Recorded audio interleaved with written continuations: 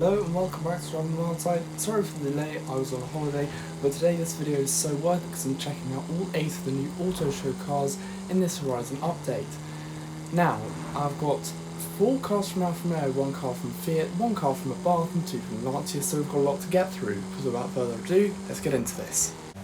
Now this little Abarth is, well, a bit of a joke to some people because it's just mainly used as an infection and it's more of a toy.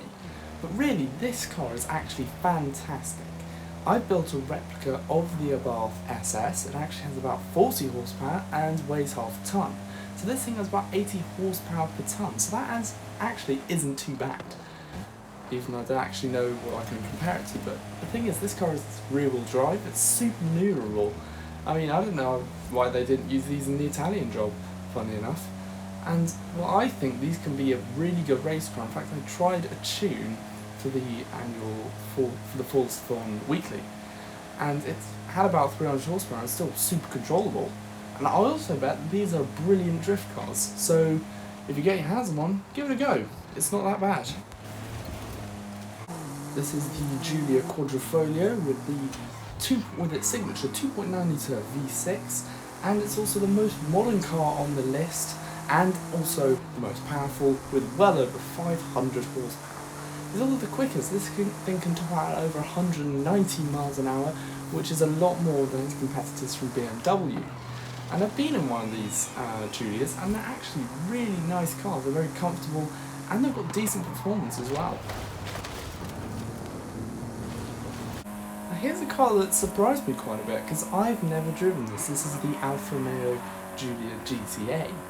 And I'm surprised. It's only got a 1.6 litre engine, and this thing's got poke. It's got 115 horsepower, and it's actually really tiny. It only weighs about 3/4 of a tonne. And it's brilliant. It's such a good little race car.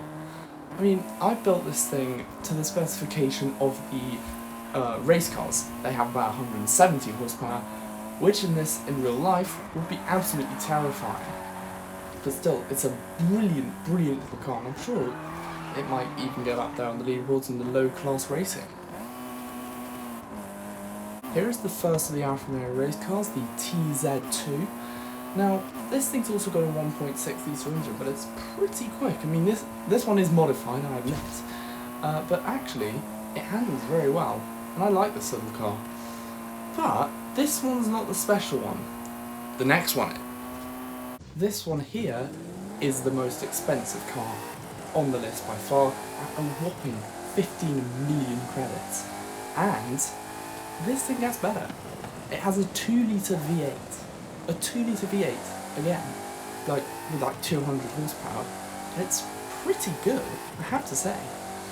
And another thing, this thing is crushing the leaderboards at the moment, especially off-road. You can stuff in a number of different V8s, and it's amazing how good this car is off-road. If you've seen footage, it's just so light and has such amazing performance. So if you do have enough credits, pick this up.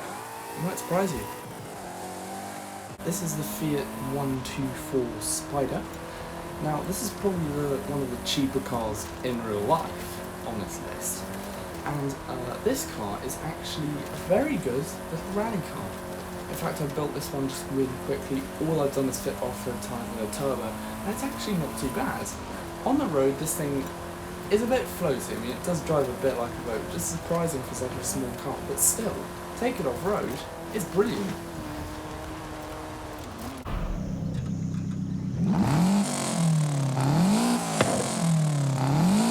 Now you hear that? This is the Lancia Delta, and the first thing I noticed was it actually has a separate sound for when you let off the throttle. And well, I think that really separates this car out from the others. It's got a really unique engine sound. And, well, if you want to know a bit more information about this car, other than its huge rallying history, this thing actually was a bit weird. Lancia only marketed it in left-hand drive to save money. A bit like what Tesla are doing right now, but that's just pure laziness as far as I'm concerned. But still, this thing is actually a brilliant little rally car. I mean, this is stock. I mean, just look at it go. It's fantastic. It's got perfect speed thanks to its lovely little turbocharged engine. And, well, I think turn this into a rally car and just completely thrash some leaderboards. Last but not least, we have the Stratos. Now, I could have turned this thing into a rally car, but, come on, who wants a cliche? I decided to turn it into a road racer. I fitted it with a 3.5 litre V8 and some super sticky track tyres, and actually, it's really good.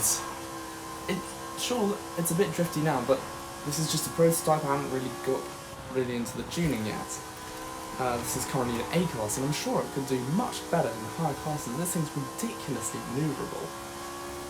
I think this would be brilliant for the much shorter circuits. With tighter bends, it would be fantastic. So, if you are considering taking this rallying, I'm just going to say, you boring person, try road racing. It's just better. So there you go, a speedy review of all the 8 auto show cars that have been added in this update. So, how did I do? Did you enjoy this video? Please subscribe for more in the future. And until next time, goodbye.